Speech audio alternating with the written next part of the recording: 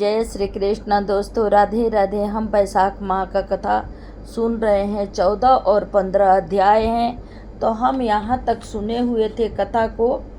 शिष्यों को बहुत से धर्म के कार्य करते हुए देखा, इसलिए महाराज मेरे मन में बड़ी उत्पुष्टता उत्पन्न हो रही है कि यह सब धर्म के कार्य करने से क्या फल प्राप्त होता है।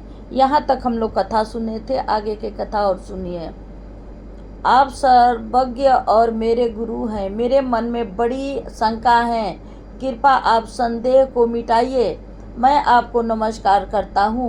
वशिष्ठ जी कहने लगे कि राजा, ऐसा प्रतीत होता है कि तुम्हारे पुण्य फलीभूत हो रहे हैं। जो तुम्हारी बुद्धि भगवान की कथा और उनके धर्म के तत्वों को जानने में लगी हुई है।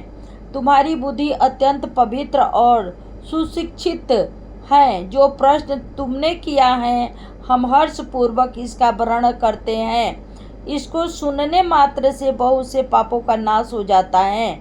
जो सब धर्मों को छोड़कर विषयासक्त हो जाता है, वह भी यदि प्राप्त काल वैशाख का स्नान करे तो भगवान का प्रिय हो जाता है। जिसे धर्म के सब कार्य संगोपाग किए हो, किंतु वैशाख का आदर न किया हो तो भगवान उसे दूर ही रहते हैं। जिससे वैशाख मास बिना दान तथा स्नान खो दिया, वह इस कर्म से चंडाल योनि में जन्म लेता है।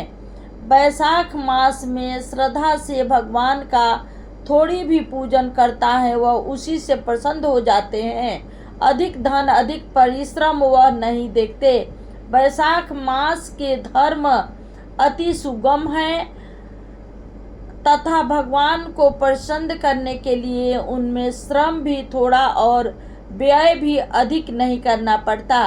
इसलिए जो वैशाख माह के धर्मों को नहीं करता वो दंडनीय है। इस प्रकार ऋषि ने राजा को सब सहस्त्रों वक्त वैशाख मास के धर्म समझाए। तब राजा सब धर्मों को सुनकर तथा यथोचित गुरु की पूजा करके अपने घर चला गया और घर पहुंचकर वैशाख माह के सभी धर्म करने लगा। अब यहाँ से 15वां अध्याय आप लोग सुनिए। राजा ने सारे शहर में यह सूचना करवाई कि 8 वर्ष की आयु से लेकर 80 वर्ष की आयु तक का जो भी मनुष्य मेष की संक्रांति में सूर्योदय से पहले स्नान नहीं करेगा, वो दंडनीय समझा जाएगा। शहर से निकलवा दिया जाएगा। पुत्र, भार्या, इष्ट मित्र चाहे कोई भी हो, जो वैशाख माह के धर्म का पालन नहीं करेगा, मैं उनको चोर के समान दंड दूंगा। प्रातः काल पवित्र जल में स्नान करो। स्नान पर प्याऊ लगाओ। यथाशक्ति योग ब्राह्मणों को दान तथा अन्य धर्म के कार्य करो। प्रत्येक गांव में एक एक उपदेश करने वाला विद्वान ब्राह्मण नियुक्त कर दिया गया तथा 5 गांवों पर एक अधिकारी भी नियुक्त किया गया। इस प्रकार चक्रवर्ती राजा के शासन में यह धर्म वृक्ष सारे देश में भली प्रकार फैल गया। इस राज्य में जो पापी मर जाते थे वो भी वैकुंठ को प्राप्त होते थे। वैशाख माह में एक बार के स्नान करने से पापों से मुक्त होकर कोई भी प्राणी यमपुरी को नहीं जाता। इस प्रकार उस सूर्यवंशी राजा ने यम के सभी लेखों को मिटा दिया। मनुष्य के जो भी पुराने कर्म थे सब नाश हो गए। चित्रगुप्त के लिए लिखने को कुछ भी न रहा तथा सब नरक भी खाली हो गया। तब एक समय नारद जी यमराज के पास जाकर कहने लगे कि राजन, नरक में पहले जैसा हाहाकार शब्द नहीं सुनने जाते हैं। चित्रगुप्त के पास भी लिखने को कुछ भी नहीं। हाथ पर हाथ रखे मुनि बैठे हैं। बड़े बड़े पापी भी अब तुम्हारे लोक में नहीं आते। का कारण क्या है? तब धर्मराज कहने लगे कि हे महामुनि, एक राजा पृथ्वी पर हुआ है। अपने राज्य में उसने आज्ञा दी कि जो कोई वैशाख माह के धर्मों का पालन नहीं करेगा वो दंडनीय होगा। इसलिए उसके डर के मारे राज्य के सभी प्राणी वैशाख माह के धर्मों का पालन कर वैकुंठ को जा रहे हैं। कर्मों के नाश से चित्रगुप्त के लिए लिखने को कुछ भी न रहा और मैं काठ की मूर्ति के समान बैठा हूँ। अब मैं युद्ध करके उस राजा को मारूंगा, क्योंकि मेरे पास अब कुछ काम न रहा और सेवक को स्वामी का कार्य अवश्य करना चाहिए। यदि वह मुझसे नहीं मरेगा तो ब्रह्मा जी के पास जाकर सब प्रकार वृत्तांत बताकर निवेदन करूंगा। इस प्रकार नारद जी से कहकर यमराज मृत्यु, रोग, जरा आदि सब सेवकों और अपने दूतों को साथ लेकर दंड धारण कर भैंस पर चढ़ पृथ्वी पर आया और सिंहनाद करते हुए उस राजा की नगरी को चारों ओर से घेर लिया। इससे समस्त प्रजा अत्यंत भयभीत हो गई।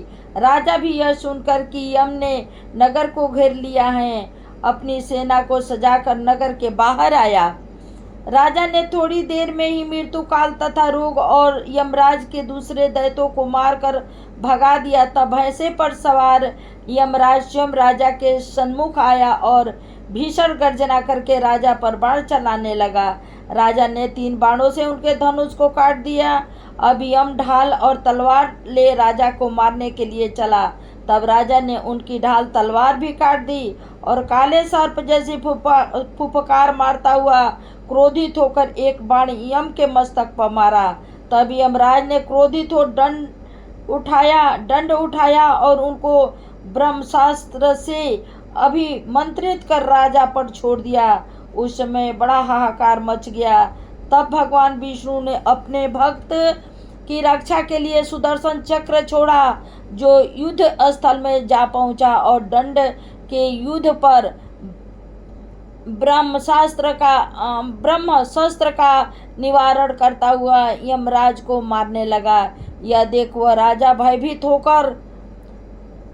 होकर चक्र की स्तुति करने लगा है कि हे भगवान विष्णु के हाथ के आभूषण, सहस्त्र बार तुम्हें मेरा प्रणाम है, नमस्कार है। भगवान तुमको सारे लोगों की रक्षा के लिए धारण करते हैं, क्योंकि जो देवता के द्रोही हैं तुम उनके काल हो। सो हे जगतपते, इस यम की रक्षा करो। ऐसा स्तुति सुनकर चक्र यम के राजा के पास छोड़ वैकुंठ को चला गया। फिर यम उदासीन होकर ब्रह्मलोक में ब्रह्मा जी के पास गया।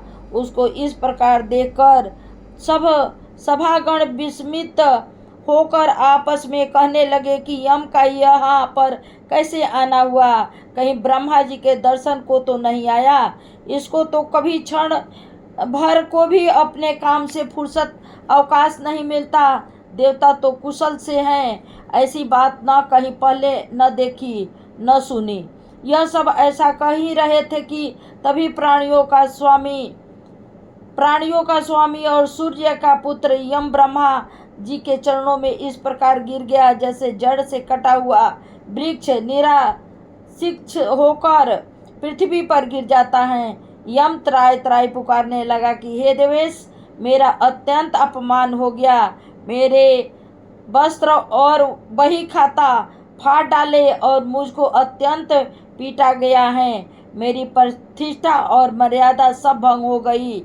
हे कमलनासन, आपके होते हुए मेरी यह दुर्गति हुई। ऐसा कहकर पृथ्वी पर गिर गया। तब वहाँ पर बड़ा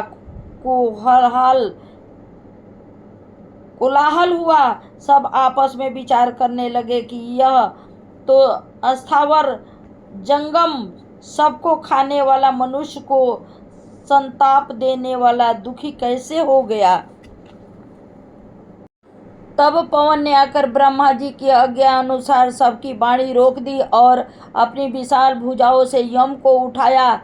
फिर समस्त संसार में विचरने वाला उदार बुद्धि पवन उसे आसन पर बैठाकर कहने लगा कि किसने तेरा अपमान किया? तुमको तुम्हारे स्थान से निकाल दिया। तुम्हारे वस्त्र वही खाते किसने फाड़ डाले? सो यह वृत्तांत तुम ब्रह्मा जी के सन्मुख कहो, जो सबके पितामह हैं, वही तुम्हारे दुख दूर करेंगे। और ये था महात्मा वैशाख माह का कथा। और हर हर महादेव। यहीं पर ख़त्म कर रही हूँ। जय श्री कृष्णा, राधे राधे। वीडियो अच्छा लगे तो लाइक शेयर सब्सक्राइब भी